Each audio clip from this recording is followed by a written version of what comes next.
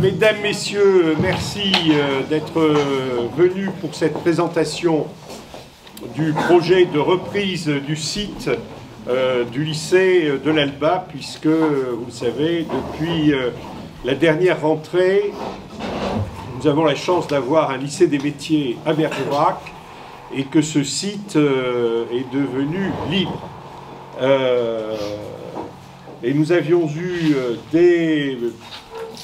il y a un an et demi déjà, un dialogue avec le président de la région, Alain Rousset, au sujet de la reprise de ce site.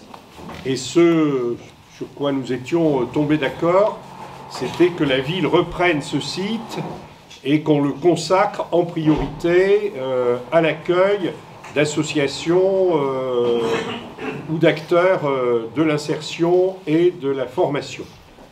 Et donc, il nous paraissait, en effet, c'est un site assez considérable, avec plusieurs ateliers. Donc, c'est l'accord que nous avions trouvé avec Alain Rousset. Et donc, nous sommes partis sur cette direction. Je vais laisser Rislan Robin et Monsieur Begri, l'architecte de la ville, vous faire une présentation d'ensemble de ce projet, qui est un projet quand même qui arrive à point nommé, parce que beaucoup d'associations d'insertion, de chantiers d'insertion, d'associations de luttant contre l'illettrisme, d'associations essayant d'offrir une nouvelle chance en matière de formation, avaient des problèmes d'installation ou étaient obligées de quitter les locaux qu'elles occupaient jusqu'alors. Donc c'est une chance importante que nous avons eue que de pouvoir récupérer ce site. Je voudrais dire aussi que nous envisageons de lui donner un nom. Il gardera bien sûr la référence à l'Alba, mais nous souhaitons aussi lui donner le nom d'un homme qui a joué un rôle important, qui a été un des pionniers en matière d'insertion sur Bergerac. C'est Jacques Lagabriel, qui a été autrefois le directeur des Nouvelles Galeries, le président des Nouvelles Galeries, mais qui a été aussi quelqu'un qui s'est énormément impliqué dans les actions d'insertion, puisque l'association d'insertion Ad24, c'est lui qui en a été le créateur, qu'il a également créé, après les lois Chaban-Delors, l'association Aquitaine 2000, qui était la première association dans le domaine de la formation sur Bergerac. Il a continué ensuite ses activités, il a été notamment le président de la fraternité Edmond Michelet, et il a eu pour successeur d'ailleurs celui qui, à la région Aquitaine aujourd'hui, le vice-président, M. Nimbrini, est en charge, l'ancien recteur d'académie, est en charge de l'éducation au sein de la région. Donc il nous paraissait une bonne chose de rendre hommage à un bergeracois qui s'est particulièrement impliqué dès les années 70 sur ces enjeux. Voilà. Donc je vais laisser Rislen Robin vous présenter l'ensemble du projet et je salue et je remercie la présence de toutes les associations qui demain animeront ce site. Merci Monsieur le maire. Donc voilà, effectivement, nous avons souhaité aujourd'hui faire ce point de presse avec vous. Ce n'est pas encore l'inauguration officielle du site, c'est uniquement un point de presse pour pouvoir un petit peu vous tenir informé un petit peu de l'avancement de ce projet. Monsieur Garrigue vient de le souligner, effectivement, depuis donc, la décision de la construction d'un nouveau lycée des métiers, ce site qui présente vraiment un potentiel très intéressant se trouvait donc libre. Il y a eu cette décision très importante pour la ville de Bergerac et j'en remercie Monsieur le maire donc de vraiment rapidement lancer les démarches pour que la ville puisse récupérer ce site parce que c'est un site qui a du potentiel, voilà, et en plus il est bien situé au centre-ville, il est identifié par tous les Bergeracois, hein, le site de l'Alba est connu.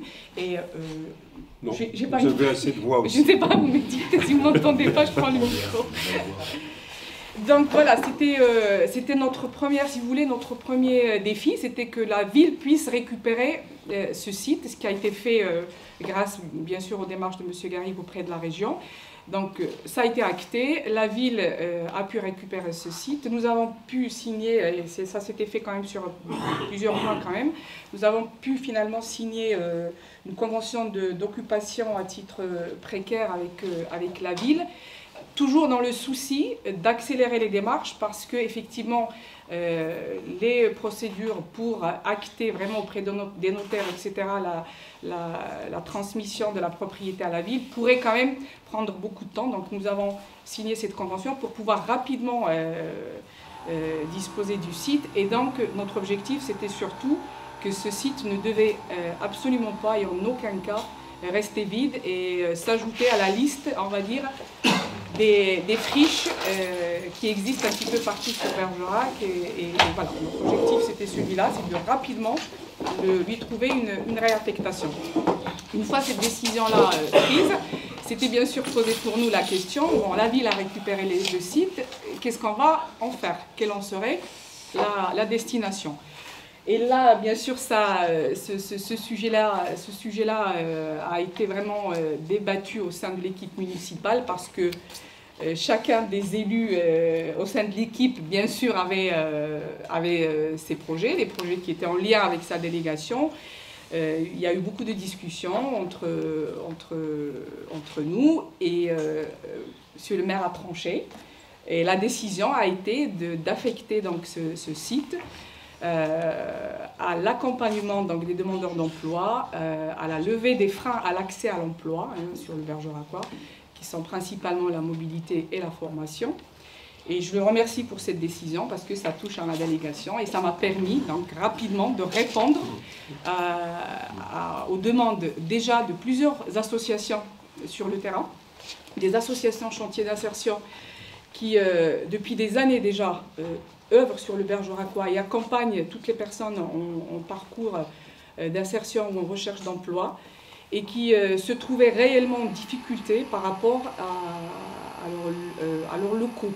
Donc c'était des difficultés qui à un moment donné, parce que ça fait des années qu'elles cherchaient des solutions de locaux, et c'était des difficultés qui pouvaient réellement mettre un petit peu en danger leur activité et la continuité de leur action sur le territoire, une action qui est quand même primordiale et très très importante pour nous.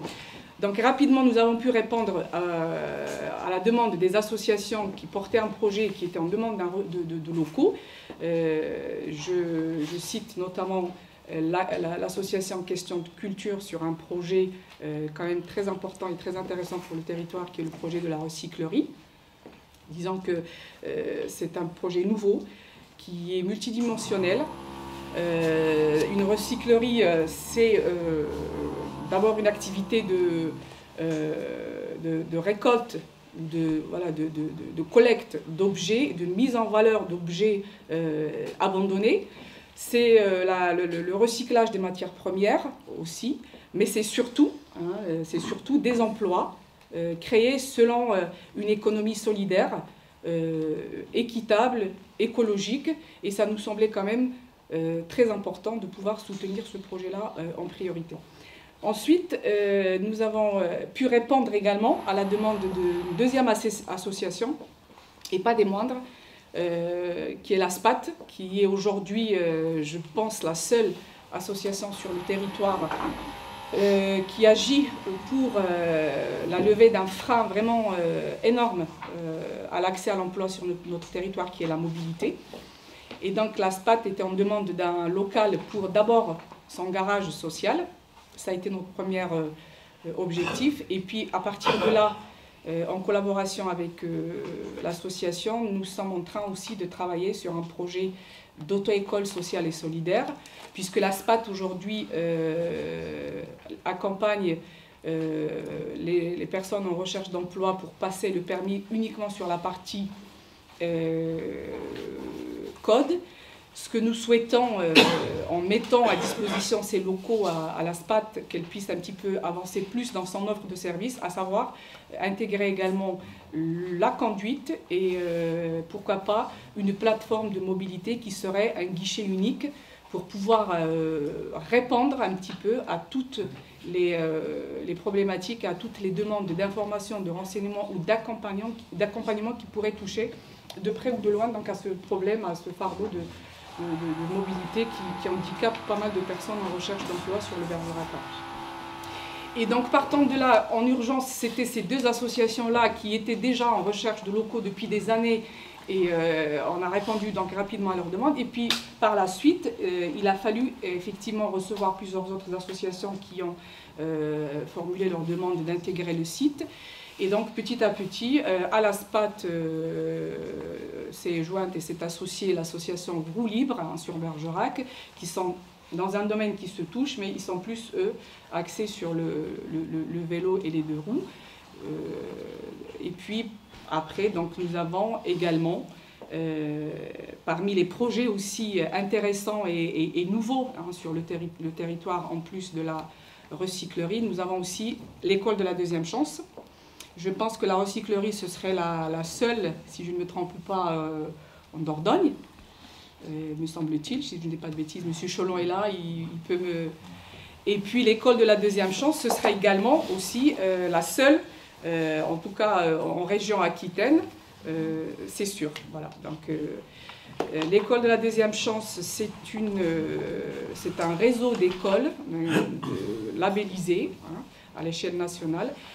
Donc l'objectif principal, je ne m'étalerai pas beaucoup là-dessus parce que chaque association aura le temps tout à l'heure de vous parler plus précisément de son projet. Mais en tout cas, ils sont là pour lutter contre le décrochage scolaire et pour accompagner les jeunes qui ont quitté l'école, qui ont quitté le cursus scolaire, pour les aider à reprendre une formation, à s'insérer professionnellement et donc sur le plan social aussi.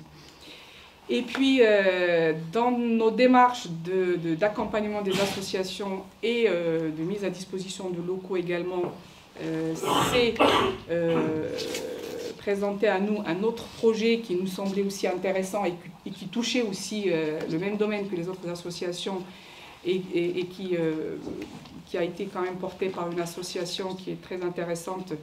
C'est l'Assiette Bergerac. Donc, c'est un projet d'un restaurant solidaire, donc qui s'inscrit parfaitement bien aussi dans la destination un petit peu et l'objectif global de ce site.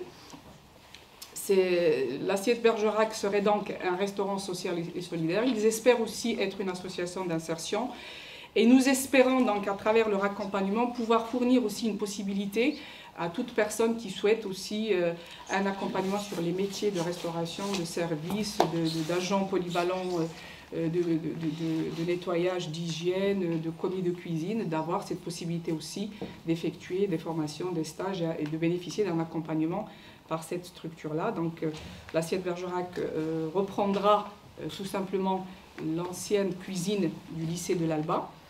Et puis, nous avons également une autre association sur le Bergeracois qui est vraiment un pilier aussi de l'insertion et de l'accompagnement des personnes en parcours d'insertion sur le territoire, qui est l'association Base. Et voilà, de la même manière, aujourd'hui, l'association Base, sur leurs locaux administratifs, ils sont un petit peu dans des locaux, on va dire, pas très confortables. Ils nous ont également sollicité, donc, puisque le site le permettait et qu'on avait encore des possibilités de superficie et de locaux à disposition, Base intégrera également le site. Nous avons aussi une autre association qui est REVA, voilà, tout à fait, donc j'y arrive, dans le cadre de la formation toujours. REVA, c'est l'association Retrouver l'envie d'apprendre. Il me semble aussi, et M. Gabriel Tarlet est là, si je me trompe, il me corrigera, c'est la seule association sur le Bergeracois qui agit dans le domaine de la lutte contre l'illettrisme. On n'est pas dans l'alphabétisation, on est vraiment sur la problématique de l'illettrisme, qui est quand même un fléau, on va dire, national, qui n'est pas uniquement sur le Bergeracois. Cette association est sur Bergerac depuis pas moins de 3-4 ans, me semble-t-il, et était aussi très confrontée à un réel problème, le problème de locaux, qui pouvait lui permettre d'avoir une vitrine sur la rue et d'être identifié et reconnu par tous les partenaires qui pourraient peut-être les solliciter. Donc REVA s'installera aussi sur le site de l'Alba. Elle travaillera en étroite collaboration avec l'école de la deuxième chance.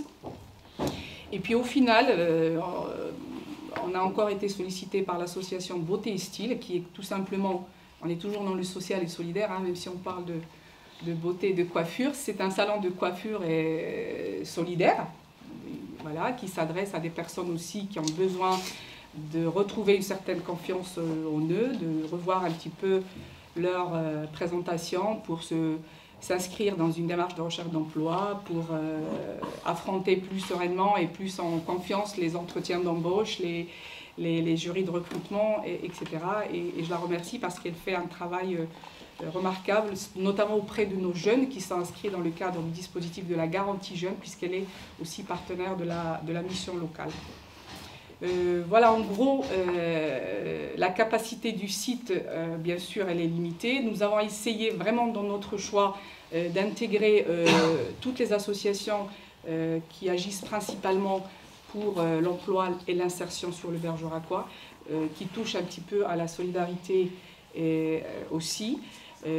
Notre objectif principal à travers cela, c'est effectivement, comme je l'ai dit tout à l'heure, faire en sorte qu'il n'y ait pas une friche de plus sur le Bergeracois qui soit pendant des années encore abandonnée et laissée. Je pense que là, ça ne risque pas puisque c'est déjà fait. Deuxième objectif, c'était de répondre aux attentes de nos associations qui travaillaient déjà sur le territoire et qui étaient vraiment réellement confrontées à un problème de disponibilité de locaux. Et puis notre troisième objectif surtout, c'était de permettre à de nouveaux projets, de nouvelles activités qui touchent mais vraiment d'une façon directe à l'accès à l'emploi, rapidement de s'installer, de pouvoir démarrer, le cas notamment de l'école de la deuxième chance et de la recyclerie. Voilà.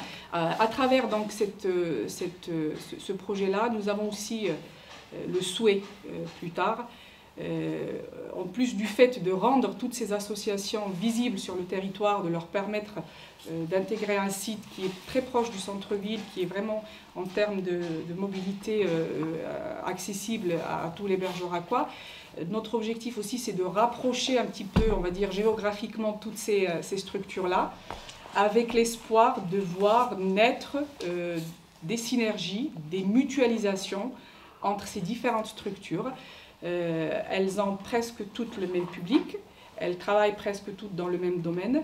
Elles sont, moi je les remercie et je profite de cette occasion pour leur rendre hommage. C'est vraiment un service, je dirais presque un service public qu'ils rendent. C'est tous les jours un accompagnement des personnes qui sont vraiment en difficulté, qui sont vraiment très loin du marché de l'emploi. Je sais pertinemment qu'elles sont toutes confrontées à des difficultés financières au regard à leur mode de financement. Et nous espérons sincèrement, la ville, nous espérons sincèrement leur donner un vrai coup de main en leur mettant à disposition ces locaux, je dis bien gratuitement. Voilà, donc, sauf les fluides, bien sûr, sauf au niveau des fluides, et je pense que M. Begri va tout de suite de jouer sur les économies d'énergie. Voilà, exactement. Donc, c'est vraiment notre objectif principal, c'est celui-là, c'est de permettre à celles qui agissent déjà sur le territoire, surtout de continuer à faire le travail qu'elles ont toujours fait d'une façon très remarquable, et permettre à celles qui sont porteuses de nouveaux projets très intéressants et très importants aussi pour notre territoire, de rapidement s'installer et commencer rapidement leur activité. Bien sûr, tout cela ne s'est pas fait dit comme ça semble couler de source. Je tiens quand même à préciser que c'est un accompagnement au quotidien, tous les jours, avec l'ensemble des membres des associations. On est vraiment dans un travail de concertation quotidienne. Je remercie particulièrement les services de la ville et mes collègues élus en charge des travaux qui ont vraiment assuré un conseil et un accompagnement au niveau de tout ce qui est procédure, parce que vous imaginez bien, le site va être réaffecté, donc il sera affecté de nouveau. Nous sommes presque, ou pas, je dirais même pas presque, nous sommes totalement dans la création de nouveaux établissements, hein, avec tout ce que ça suppose comme procédure, au niveau de l'accessibilité, au niveau de la sécurité incendie, au niveau donc, de toutes les formalités qui doivent se faire rapidement, les dossiers qui doivent se monter, les permis qui doivent être accordés. Et je me suis beaucoup appuyée sur la compétence et la disponibilité des services de la ville qui restent encore aujourd'hui disponibles et à l'écoute de toutes les associations, donc pour pouvoir mener tous ensemble, toujours dans la concertation et le dialogue, ce projet pour qu'il puisse aboutir et qu'on puisse avoir sur Bergerac, pourquoi pas, un site dédié à l'économie sociale et solidaire. On se rapprochera plus tard peut-être de la région. Je vois M. Ravel et M. Thomas qui sont donc notre chargé de cadet et notre chargé de l'économie ESS de la région qui nous ont fait donc le plaisir d'assister à notre conférence. De toutes les manières, nous les solliciterons rapidement pour pouvoir voir avec eux, avec les associations bien sûr toujours, comment on va pouvoir animer ce site, comment on va pouvoir le développer, quel sera son développement plus tard, et pouvoir toujours rester dans cet esprit d'agir principalement pour l'accompagnement des personnes en parcours d'emploi, l'emploi ayant toujours été, je le rappelle, notre première priorité. Voilà, je vous remercie. Pardon.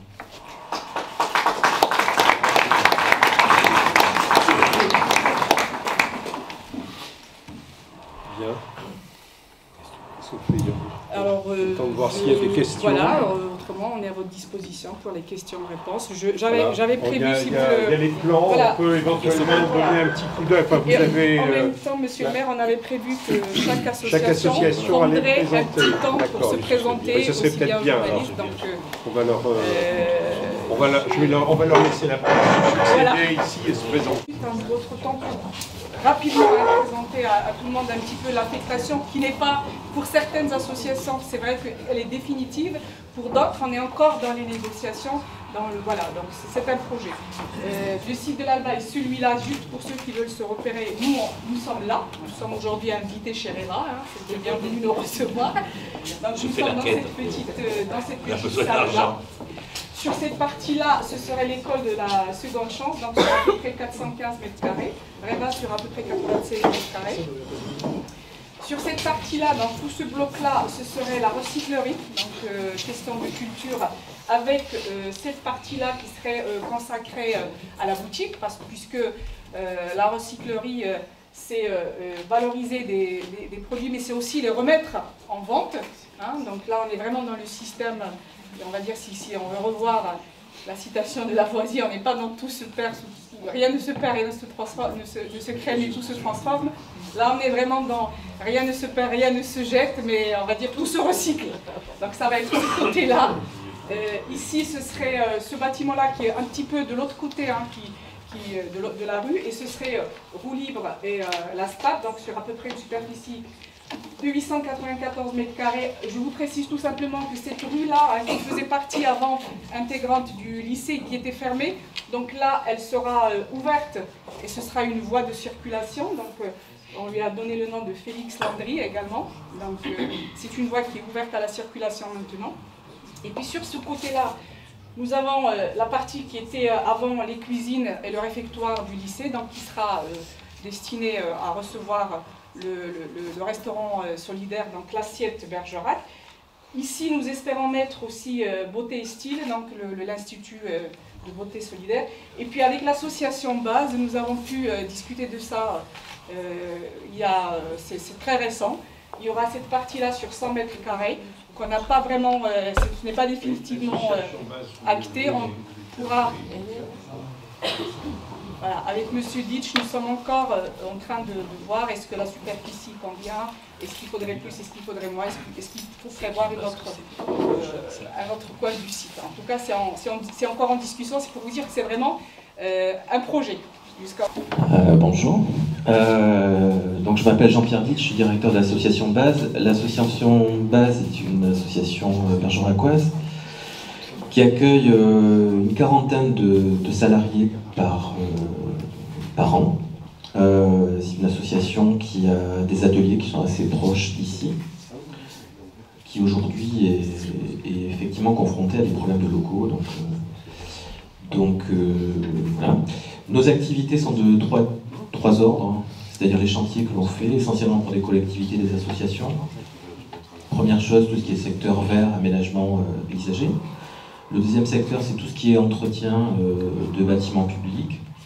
Et le troisième secteur est en rapport avec l'animation globale, c'est-à-dire les temps périscolaires, où on intervient pour plusieurs communes autour de Bergerac. Voilà. La particularité, c'est effectivement d'accueillir des personnes en grande difficulté, en défendant l'idée que dans l'insertion aujourd'hui, une partie des gens en grande difficulté sont aussi des gens qui parfois ont des qualifications, parfois ont déjà travaillé, parfois appartiennent au secteur tertiaire. Donc on travaille particulièrement dans cet angle-là. Voilà pour l'association Base, voilà, qui est particulièrement intéressée par les questions de développement durable aussi, d'où notre intérêt pour ce qui se passe en ce moment, au travers de l'animation par exemple de la serre pédagogique de Creil ou d'intervention sur des jardins dans d'autres localités autour de Bougnac, Colombier, Rivagnac ou d'autres communes. Voilà, pour faire très court, donc 40 salariés en insertion, 6 postes d'encadrant en CDI. Voilà le format de cette association. Alors REVA, le sigle recouvre la finalité de l'association, retrouver l'envie d'apprendre. C'est donc une association qui prend en charge des personnes après le temps scolaire, c'est-à-dire au-delà de 16 ans. Dans un premier temps, à la demande de la municipalité, cette association servira de plateforme pour toutes les personnes qui ont des difficultés linguistiques. On évaluera un petit peu leurs problèmes et en fonction des difficultés qu'ils ont, soit relevant de l'analphabétisme, du français langue étrangère ou de l'illettrisme, ils seront dirigés vers des associations qui sont plus spécifiquement capables de prendre en charge ce type de problème. REVA se concentrant essentiellement sur l'illettrisme. C'est-à-dire, parce que je crois que ce n'est pas toujours très clair dans les têtes des uns et des autres, des personnes qui ont été scolarisées au moins une dizaine d'années, mais qui, par leur parcours, par les difficultés qu'ils ont pu avoir à un moment donné, ont décroché complètement du monde de l'écriture, que ce soit lecture, écriture ou mathématiques, et ont de grosses difficultés ensuite à utiliser quotidiennement les objets d'écriture que nous avons autour de nous, remplir des formulaires, faire des lettres s'ils en ont besoin, et ainsi de suite. Donc ça sera la spécificité. Nous essaierons de garder ce public. Pourquoi des locaux? Et merci à la municipalité, c'est que cette association a été créée donc en 2011, et elle devait normalement tourner autour de tous les canton autour de Bergerac. Le problème, c'est que n'ayant pas de locaux fixes, les illettrés sont des gens qui ont un peu honte en général d'avoir échoué, et donc on ne les fait pas venir comme ça. On ne les tape pas comme les mouches avec le vinaigre.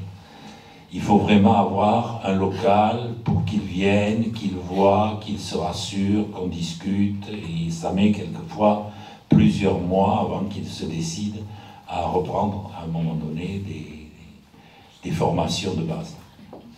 Donc ça sera ouvert à ça, et avec l'école de la deuxième chance, nous savons par habitude que vers l'école de la deuxième chance se dirigent un certain nombre de jeunes qui ont des problématiques de type illettrisme et qui ont donc des difficultés autant dans ce qui est le travail et l'insertion dans des structures. Ils n'ont pas d'énormes problèmes. En revanche, ils auront des gros problèmes pour suivre la partie, disons, entre guillemets, académique, les 40% qui doivent passer dans l'école de la deuxième chance. C'est la raison pour laquelle nous sommes voisins. Si ces jeunes ont des difficultés, ils auront juste à passer le couloir et nous serons là pour eux. Voilà. Je fais un appel. Je sais que tous ceux qui sont là ont des publics, quelquefois qui relèvent de la problématique de l'illettrisme. Il est évident que REVA est à la disposition de base. Oui, on a déjà quelques contacts avec base, mais toutes les associations qui auront affaire à des gens qui ont des grosses difficultés par rapport au monde de l'écrit, nous sommes là pour les aider. Alors, l'école de la deuxième chance, le sujet a été un petit peu entamé par Gabriel Tarlet, a pour objectif d'accueillir ce qu'on appelle les NEET, les 16-25 ans, déscolarisés depuis plus d'1 an, et qui sont sortis du système scolaire sans qualification ni diplôme. Ce public n'est pas seulement le public inscrit à la mission locale et à Pôle emploi. Il s'agit d'aller repérer également les jeunes qui sont vraiment en déshérence. L'objectif donc est de les accompagner dans la restauration de l'image personnelle. Donc au départ, on s'appuiera évidemment sur le professionnalisme de REVA pour faire le premier bilan de personnalité. Et ensuite, il s'agit de construire avec le jeune un projet professionnel. Alors, professionnel ou pas, selon l'endroit, le lieu où en est le jeune. C'est-à-dire que ce jeune, il peut soit avoir mûri et se rendre compte qu'il a malheureusement négligé sa formation scolaire, et par le programme que l'on va construire avec lui, on va pouvoir le ramener par des passerelles vers une formation très académique, éducation nationale, soit son alternance en entreprise lui fait entrevoir que oui, le monde de l'entreprise lui plaît. Donc là, on va l'accompagner dans la précision de son projet, dans quel domaine il se sent intéressé par un projet. Donc tout le travail qui se fait autour de ce jeune se fait selon des modalités que nous avons choisies. Pourquoi intégrer le réseau École de la deuxième chance? Parce que là, ça donne un cadre quand même très pertinent. Ça a été dit, et la présence de toutes les associations ici le montre, il existe déjà beaucoup de choses au niveau associatif et institutionnel à Bergerac. Malgré ça, les chiffres de 2014 des moins de 25 ans non diplômés touchent presque les 30%, ce qui est quand même énorme. Donc l'école de la deuxième chance a la prétention de s'inscrire dans ce paysage, mais de travailler en partenariat. C'est une des obligations de la labellisation.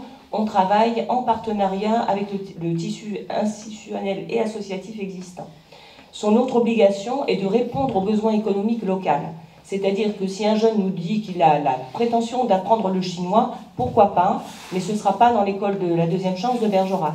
Donc pour nous, et dans l'organigramme de l'association elle-même, nous avons prévu un chargé de mission entreprise qui ne va pas démarcher entre guillemets les entreprises, mais qui va les aider dès lors qu'elles se montrent volontaires pour du partenariat.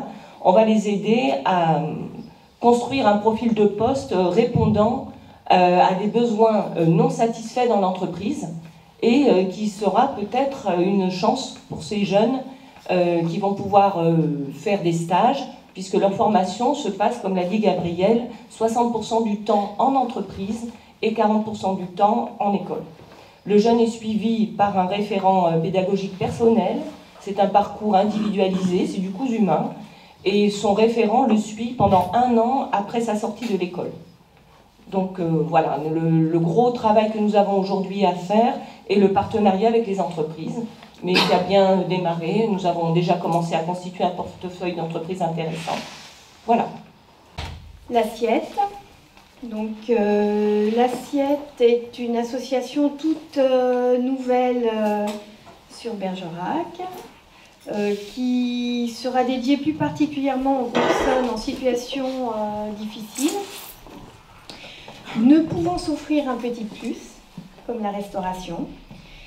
Elle sera ouverte aux bénéficiaires des associations de réinsertion et à tarif réduit sur prescription attribuée par les associations habilitées et par les travailleurs sociaux.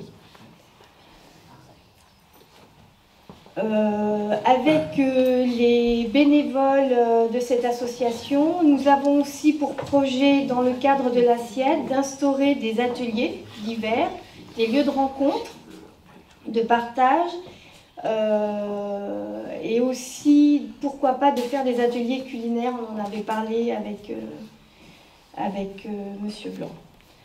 Concernant Beauté et Style, c'est une association qui a été créée en 2014, qui a pour objectif d'aider donc les personnes en situation de faiblesse,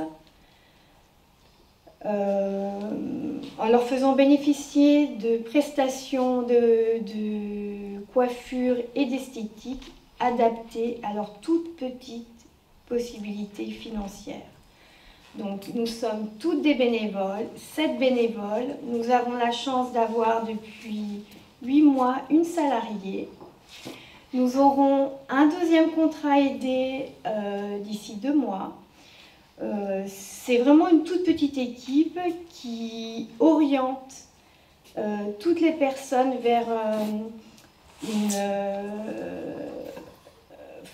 une dignité. Elles retrouvent confiance en elles. On a un énorme travail. Aujourd'hui, on a 615 adhérents. C'est énorme. C'est un réel besoin dans le Bergeracois. On a eu des difficultés avec des professionnels. Ça a été un travail très long de leur faire comprendre qu'on ne fait de l'ombre à personne.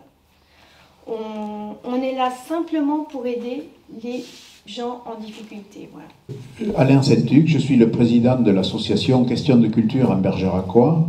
C'est une association qui a été créée en 2000 avec pour mission l'accompagnement de personnes très éloignées de l'emploi pour essayer de les réinsérer professionnellement et socialement.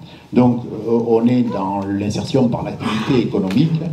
Pour remplir cette mission, l'association gère un atelier chantier insertion, donc, qui a ouvert officiellement en 2001. Les activités, donc c'est une activité économique et qui sert de support, et très très vite l'association a fait le choix d'être sur des supports respectueux de l'environnement. Donc on a commencé par le maraîchage bio. Ensuite, on a créé un labo et on a transformé des légumes pour les collectivités. On a aussi travaillé sur des chantiers extérieurs, espaces verts ou petits patrimoines bâtis. Et depuis quelque temps, les administrateurs souhaitaient développer l'activité toujours dans le créneau de l'environnement, du respect de l'environnement, et donc souhaiter créer une activité supplémentaire pour essayer d'asseoir l'activité économique. Et petit à petit, donc, l'atelier s'est dirigé d'abord vers le démantèlement en déchetterie, et aujourd'hui, l'idée était de créer une recyclerie. Et pour créer une recyclerie, il fallait trouver des locaux, et ce sont des locaux, c'est une surface importante, donc il nous fallait à peu près 1800 mètres carrés d'atelier et 400 mètres carrés de magasins. Donc 1800 et 400, ça fait 2200, ça ne se trouve pas n'importe où, voilà. Et on a eu la chance de pouvoir bénéficier de l'ALBA pour pouvoir monter ce projet. Merci donc d'avoir pu bénéficier de cela, parce que ce n'était pas évident pour nous. Voilà, donc je vais passer la parole à M. Cholon, qui est le directeur alors, de l'atelier chantier insertion, pour vous donner quelques chiffres. Et donc l'étude de faisabilité a été réalisée déjà il y a un petit moment. On est sur la fin des dossiers de validation des financements. C'est en bonne voie pour vraiment finaliser tous les financements, parce que là aussi ça a été un petit peu long. Donc c'est les financements à quel niveau? Au niveau de l'investissement, puisqu'on est sur la recyclerie, sur le bâtiment que vous voulez voir, sur l'aménagement de la partie atelier et sur la construction de la boutique. Donc on est sur 420 000 euros d'investissement sur le global, sur les deux, à peu près 280 000 euros sur la boutique de construction et à peu près 130 sur l'aménagement de l'atelier et l'acquisition de véhicules pour la collecte, notamment les déchets. Donc je ne vais pas... donc 2-3 éléments importants, parce que c'est la gestion des déchets sur un territoire, c'est pas forcément toujours simple, notamment en termes de tonnage, etc. C'est pas facile un petit peu, c'est pas simple toujours à comprendre. L'important, c'est de savoir que sur ce projet, on va être sur, au niveau de l'agglo, sur un service de collecte des déchets encombrants à domicile. Ça, c'est la première chose. Que ce projet répond à des attentes de développement durable, donc les attentes environnementales par rapport à la lutte contre le gaspillage, la réduction des déchets, c'est le premier point important. Une attente économique sur une action d'une activité économique locale durable, c'est le deuxième point aussi très important. Et pour nous, le plus important, c'est le social, les attentes sociales, utiliser ce support d'activité comme un support d'insertion. Donc par rapport à ce que disait Alain Santuc, effectivement, on est sur le maraîchage, la transformation, d'un côté, sur la gestion des déchets depuis peu de temps, mais comment faire en sorte que Question de Culture puisse avancer sur des supports différents pour les personnes que nous accueillons. Donc à peu près 60 par an et grosso modo 450 personnes depuis 15 ans sur le territoire, donc 80% de Bergerac. Voilà, plus on peut multiplier les supports en lien avec les possibilités d'emploi sur le territoire, mieux c'est. Donc au niveau des chiffres, très rapidement et très simplement, sur une année, grosso modo par rapport aux études qui ont été faites, au nombre d'habitants sur le territoire, aux déchetteries en place, etc., c'est environ 250 tonnes d'objets qui sont travaillés. Et on arrive, grosso modo, à 188 tonnes prévues de réemployables et de revendables. Donc ça fait, pour aller très vite, 86 tonnes qui sont collectées dans les déchetteries, 74 tonnes qui sont collectées chez les particuliers et 28 tonnes d'apports volontaires, puisqu'une déchetterie, c'est aussi des apports volontaires de particuliers ou d'entreprises qui peuvent venir sur l'apport de flux sur le bâtiment. Donc, c'est un projet très important pour l'association. Aujourd'hui, 9 permanents et 28 postes d'insertion. Ce projet va faire augmenter de 4,7 ETP, 5 personnes, l'effectif au niveau d'encadrement, et de 10 personnes, 8 ETP, les personnes accueillies. Voilà, c'est pas un petit projet pour nous, c'est un projet vraiment important. Donc l'échéancier, très rapidement, dès qu'on a les clés, on commence les travaux, on en a pour un mois et demi, pour aménager les ateliers, parce que le plus urgent sera de démarrer la collecte. Pourquoi? Parce que la collecte, c'est entre 6 et 7 mois de collecte pour avoir le flux suffisant pour que la boutique soit suffisamment alimentée. Voilà, il n'y aurait pas pire que de démarrer une boutique sans stock pour qu'on se retrouve avec plutôt une communication négative derrière en termes de participation, de présence de monde qui vient au niveau de la boutique et qui ne trouve pas grand-chose d'intéressant. Donc la collecte, c'est très important, c'est pour ça qu'il fallait démarrer et qu'il faut démarrer le plus tôt possible. Ensuite, la construction de la boutique, il y en a pour 4 mois, grosso modo, et on l'espère à ce jour, si on se dépêche et si tout va bien, ouvrir la boutique en septembre, si le stock est suffisant, toujours pareil. Donc la communication est un point important dans ce projet par rapport aux usagers, aux habitants du territoire, aux bénéficiaires de l'action, aux partenaires. Il faut commencer rapidement, c'est-à-dire à partir du moment où on a les clés, avant l'ouverture de la boutique et des supports d'insertion. Sur le modèle économique, sur les 408 000 euros dont je vous parlais tout à l'heure, le plus gros partenaire présent aujourd'hui, c'est le pays, par le biais de Leader. Ensuite, c'est la région, ensuite c'est l'ADEME, ensuite c'est le département, l'agglo. Ça représente 80% des sommes engagées sur ce projet-là. C'est important. et on est sur du financement privé, fondation et emprunt au niveau de l'asso à hauteur de 20%. Ce qui n'est pas rien non plus pour nous, puisqu'on n'est pas... on n'a pas forcément les fonds propres pour... donc voilà. Le positionnement durable, l'objectif en fait attendu dans ce projet, c'est le positionnement durable de l'asso comme acteur important dans une meilleure gestion des déchets sur le territoire. Et c'est dans ce sens-là qu'on travaille déjà depuis 3 ans. Mais effectivement, comme l'a dit le Président, ça rejoint une démarche plus globale de développement local et durable, que ce soit au niveau de la consommation, que ce soit au niveau des déchets. Voilà. Merci beaucoup. Oui, bonjour, Philippe Chassagnol, je suis le directeur de l'association ASPAT. ASPAT, ça veut dire Association sociale et professionnelle par les activités techniques. Donc, association créée en 2002. Donc, c'est une association qui a différents supports d'insertion. L'objectif de ces supports est toujours l'insertion des publics en difficulté, sociale ou professionnelle. Donc, 3 supports. Les garages, on va parler après, l'espace vert, un service espace vert qui est plutôt orienté vers des chantiers et la culture de toiture végétale. Donc on emploie 40 personnes par an sur ce service espace vert en insertion, un peu comme les autres associations d'ailleurs.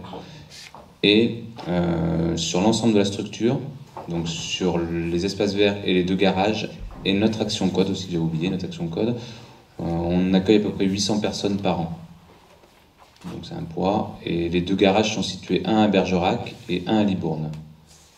Donc notre venue sur le site concerne principalement la mobilité, puisqu'on avait un garage qui est route Pierre-Pinson, qui est un local qu'on a depuis 2003, qui est un peu étroit. Donc l'objectif est d'avoir un local plus grand, qui va nous permettre de développer plusieurs projets sur ce site. Auto-école, action sur la mobilité, et donc de regrouper notre garage et le code. Le garage de Bergerac touche à peu près entre 400 et 450 personnes par an. Christophe Sermon, nouveau président élu d'Euro Libre. Nous, Euro Libre, on est un petit peu différent. C'est pas tout à fait le social qui nous amène ici. On en fait, mais notre credo, nous, c'est la promotion de l'usage du vélo. Et il se trouve que par rapport à ça, on a donc habitué à rencontrer une population que vous suivez régulièrement, quoi. Donc nous, Roue Libre, on a un atelier, ce qu'on va installer ici, ça sera un atelier participatif, c'est-à-dire que les gens viennent eux-mêmes réparer leurs propres vélos, on les aide à faire, on récupère toute une partie des vélos que les gens abandonnent et que nous on récupère, qu'on remet en état, qu'on remet en service, ça représente à peu près entre 150 vélos à 200 vélos par an. À côté de ça, on organise aussi donc des sorties. En fait, nous, on est plutôt, je dirais, vertical, quoi. On essaie de rencontrer notre point commun, nous, c'est le vélo. Et il se trouve qu'effectivement, il y a différents types d'usagers du vélo. Donc, en fait, on est plus mixte, je dirais. On n'est pas... notre population visée, nous, c'est les cyclistes, mais les cyclistes urbains. On n'est pas du cyclotourisme. Donc voilà un peu, on fait différents... On peut intervenir au niveau des écoles, on est intervenu au niveau de la prévention dans les lycées, on intervient au niveau de la classe relais. Voilà un peu tout ce qui touche le vélo. Merci.